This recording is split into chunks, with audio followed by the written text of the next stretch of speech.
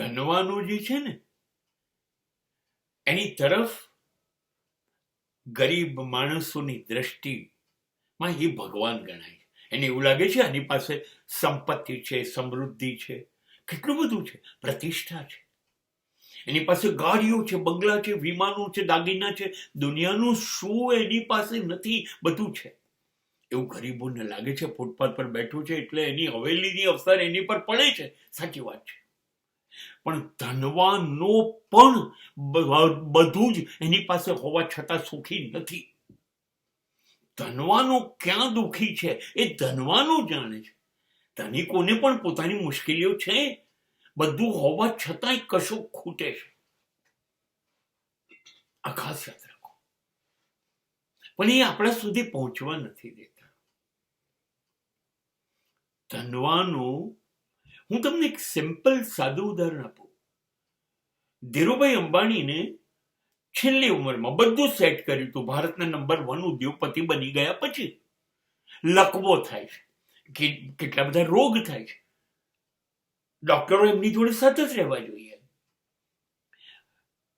ત્યારે મગ અને ખાખરા પર જીવવું પડે છે. તમે વિચાર કરો, બધું ખાવાનું બંધ. દિવસમાં કેટલી બધી વખત ડોક્ટરો મળે અને જુદી જુદી દવાઓ બદલે કરવાનું. આ જિંદગી થઈ ગઈ. અને પછી લકવો થઈ ગયો. હવે અબજોપતિ છે. 40,000 કરોડ રૂપિયા તો રોકડ હતી, મિલકતો જ હતી. અને છતાં લકવો મટ્યો નહીં. મૃત્યુ આવ્યું, ગયું, લઈને ધીરુભાઈ અંબાણીને. ગમે તેટલી સંપત્તિ હોય, એક શ્વાસ વધારાનો જિંદગી તમને આપતી નથી. મૃત્યુ બેરહેમ છે. એ જ્યારે આવી જાય છે ને ત્યારે રાત અને વાત બે બાકી રહી જાય છે. કશું એક ડગલું, અરે એક પળ વધારે નથી આપતું મૃત્યુ. વિશ્વનું સુપ્રસિદ્ધ ડાન્સર માઇકલ જેક્સન, અબજોપતિ, આજે પણ અમેરિકામાં એના ઘરમાં 400 રૂમ છે. ઘરમાં આમ જતી ગાડી છે, ચાલી ન શકાય માટે. આટલી સંપત્તિ અને આટલી નાની ઉંમરમાં મૃત્યુ. દર કલાકે ડોક્ટર જોઈએ. કમસે કમ 500 ઓપરેશન શરીર પર થયા.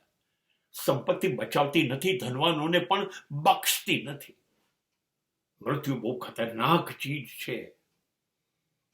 એટલે ધનવાનું સતત સંપત્તિમાં હસતા હોય એવું માનવું નહીં.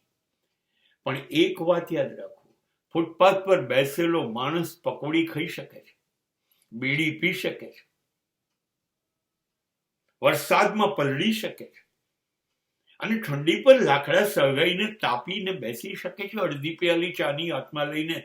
આ જે ગરીબી છે ને એ હસતી ગરીબી છે, એ ધનિક ગરીબી છે.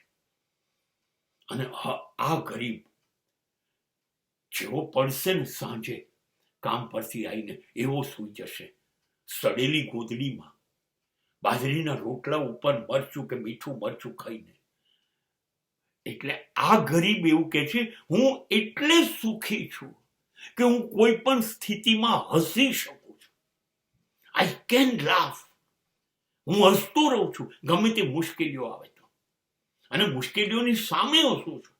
નવા સમય હસું છું. સમય હારી જાય છે, મુશ્કેલી હારી જાય છે, એટલે હું વિજેતા બન્યો. હવે હું હસું છું.